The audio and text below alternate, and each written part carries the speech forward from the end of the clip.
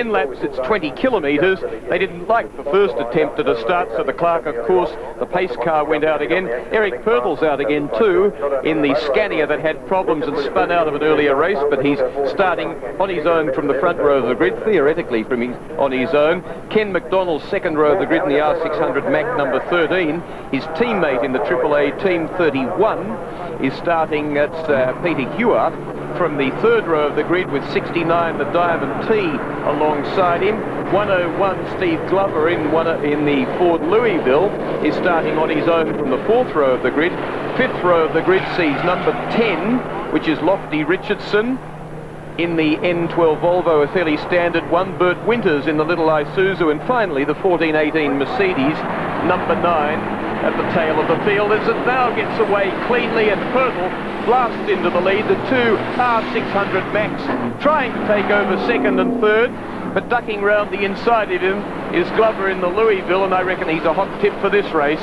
And in behind him was the Diamond T, 69, of Frank Amoroso. An ex-Army truck, that one. But this one, this Scania, is a 1969 model. It's the youngest of all the trucks racing. And that Volvo there, number 10, very standard indeed, and running the standard Volvo box. And at the very tail end of the field, a fairly old number 9, Glen Transmissions, Dennis Geyer, 1974 1418 Mercedes. Off the track, one of the AA Team Mac R600s. But the other one is at 13 or 31, 31 still going, the one that started further back in the field, and that has Peter Hewitt driving. So down the first in time in 10 laps, it's Purtle in 42. Third place, the hard-charging Glover in the Ford Louisville, 15 litres. Stunning amount of engine, of power, of brute force, and particularly of torque. I reckon you could hook all the other trucks in the races together and chain them all together, and that Louisville could tow them all around the track on his own. Big, mean-looking truck, and Ford sold quite a lot of them. They had petrol engines in some of them early on, but anybody that runs a petrol-engined big, heavy truck these days has gone crazy. Kevin Freestone was telling me that these days they're getting up to 7 miles per gallon out of an electronically controlled, engine-managed diesel truck. So if you reckon your car's economical, that's pulling 30 tonnes, 7 miles per gallon. Remarkable. And here's Purtle under real pressure from 31 Hewitt. But the Scania, which is probably a very nice design of truck for towing loads, with the engine out well forward of the front axle, but not so swish if you're racing them, because these trucks all have just about all their weight centered on the front axles. The rear axles have very little of the total 6 tons or so weight of the truck over the rear wheels, which is why they tend to slide sideways and to throw their rears out on occasions. They run very low pressures in the rear. Up in the front wheels, they run about 90 or 100 psi, as we see Hewitt ranging out to the outside of the Scania. Purtle, they run very high pressures in the front tyres. The rears run anything from as little as 25 psi up to about 50, depending on who you are and how you like your truck set up. Very little weight on the rear, and I reckon that's really emphasised in the Scania, because, as I say, the engine and obviously sticking out well forward of the rear wheels. But it's even worse if you have a forward control truck, because there the driver is ahead of the rear wheels, as we see a great battle here. The Louisville ranging up outside the old R600 Mac, but not able, Glover, to find a way round. And so 15 litres gives away to 11.4. And then tyres squeal as they start to do a little bit of heavy braking. The big air brakes clamping on, but still working on drums, not discs. The Scania galloping away, and look at the heat build-up in the front brakes there of the Louisville. If I remember correctly, one of the claims to fame of Louisville's in their early road days in Australia wasn't their braking. I don't think that was their forte. The Europeans tended to be the ones with good brakes. The Americans were the ones with big engines and big radiators. As Mr. Bugatti once said, we make them to go, not to stop. The Mack comes through, takes the lead, and so it is Hewitt in 31 now, the truck owned by Steve Mavro. R600, this one has 14 litres. It's the other one, 13, that has 11.4. And the Scania that with Pirtle driving, that's had to give way. That car, that truck, at least 14 litres.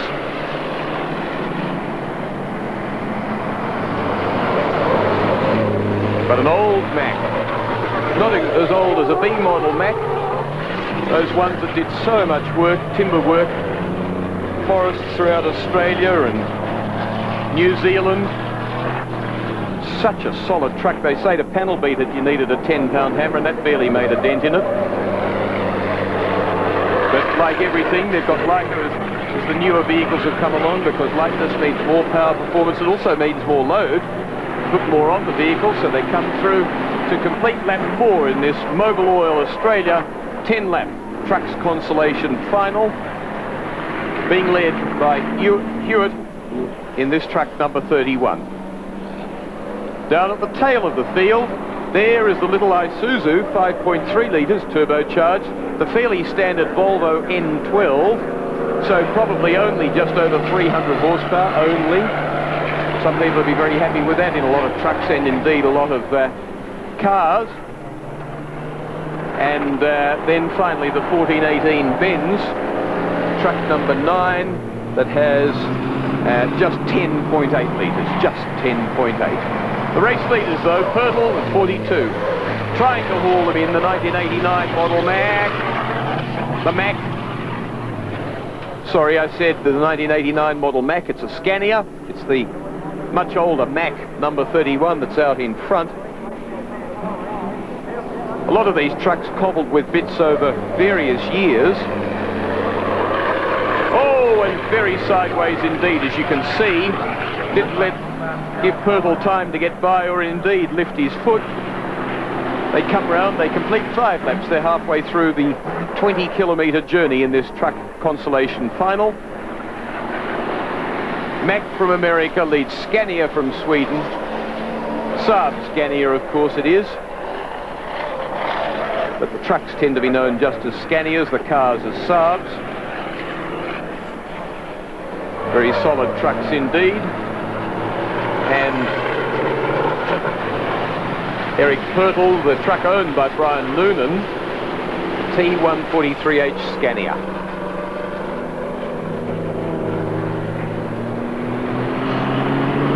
They run them fairly rich, which almost seems superfluous comment when you see all that black smoke belching out of the exhaust stack on the Scania. Third place is the Louisville, so that 101 Steve Glover's gone off the boil somewhat, 15 litres in all. He had some trouble in practices. 69, the Diamond T, an old army truck, Franco Moroso, Peter Pace's truck, 14 litres, but the race leaders come round and complete 6. Slightly uphill here, Baskerville, very tricky because you have to get this apex. You're running steeply downhill here. You've got to keep in tight, apex late, keep in tight to get this left-hander right in the Coca-Cola S's. Drift it out wide and then start the climb uphill, and you want a real rush at this corner and get that really right, because even when you've got a lot of power, getting up this hill quickly is one of the 2 or 3 big secrets of a really quick lap around Baskerville. Get across the top quickly here, turning left, not so critical in a truck but very critical in the cars. And then very critical here is this late apex corner on to the downhill straight. And that's very fast, and you drop down a long way, come off that ledge, come down to the bottom section of the track, and just as it rises, it helps you do the final bit of braking. Actually, it doesn't, because it's level until finally it rises as you're in the left-hander, so if you haven't finished your braking by the time it starts to rise, you've arrived too fast. But Hewitt still leads Noonan and Pirtle in that truck that they've been sharing through the day. 42.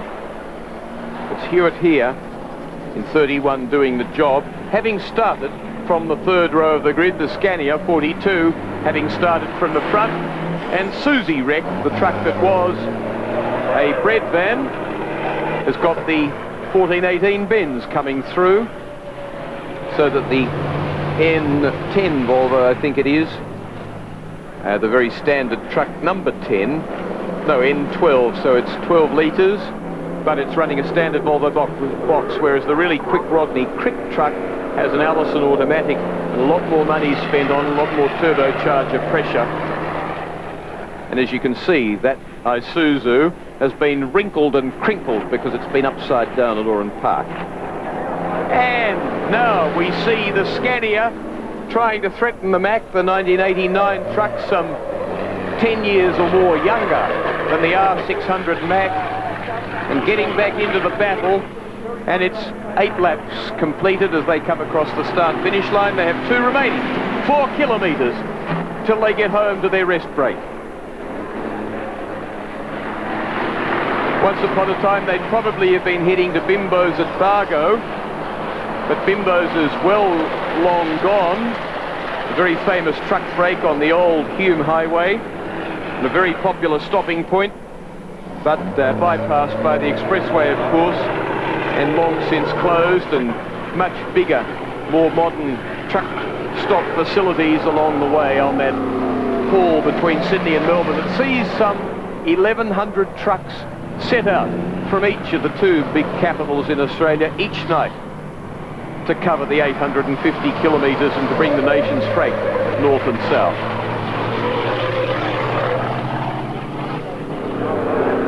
Lap 9 here, and the tail enders still at it, and they've moved round all over the field, and as you can see, the race leaders aren't far from lapping them. They will lap them probably on the final lap, or they'll get up to them. So it's the N12 Volvo at the tail of the field. It's up ahead now of the Isuzu and the 1418 Benz, number 9 that's last, and this pair's headed towards them. As they come round, they complete 9, they go out the 10th and final, and it's Pirtle in Bill Noonan's truck that's threatening for the lead. Brian Noonan's truck at least, 42. Can he do it ahead of the R600 Mack of Hewitt on this, the final lap? We'll see. Less than 2 kilometres remaining now. And 3 slow trucks up ahead. A very common highway situation. Up the hill. Squeeze it hard. Maximum turbocharged boost. Up over the top of the hill. And there's the tail end 3 with the leading duo headed towards them. And it'll be a bit critical if they run into them in the final sweeper as they come round at the end of the straight towards the finishing line. I think they might just stay clear, though. So down the hill comes, in 31, Peter Hewitt. Truck he's shared through the day with Ken McDonald. And Brian Noonan's truck, Eric Pirtle, in it. Oh, and he very nearly loses the lead. He loses the truck, the R600 Mack, but he just hangs on to it and is headed to the checkered flag, and just a few truck lengths behind the tail end Charlies, Peter Hewitt takes victory in number 31 ahead of Eric Pirtle in 42, the 1989 Scania. And then we see 101 Stephen Glover in the Ford Louisville coming round, 15 litres, going to give him 3rd place ahead of the Diamond T, the ex-Army truck number 69, Frank Amoroso, who comes into 4th, but nobody knew how in the Mobil Oil Australia truck consolation race to beat the AAA truck repair team R600 Mack, driven so well by Peter Hewitt. So the Mobil Oil Australia consolation race over 10 laps, 20 kilometres around Baskerville, saw the first victory on the day to Peter Hewitt in the R600 Mac number 31, just ahead of Brian Noonan's truck number 42, the Scania that spun out of an earlier race, but with Eric Pertl driving, came home in second place, led the early part of the race, and into third place, coming through from the middle of the grid, was Steve Glover in the big Ford Louisville 101.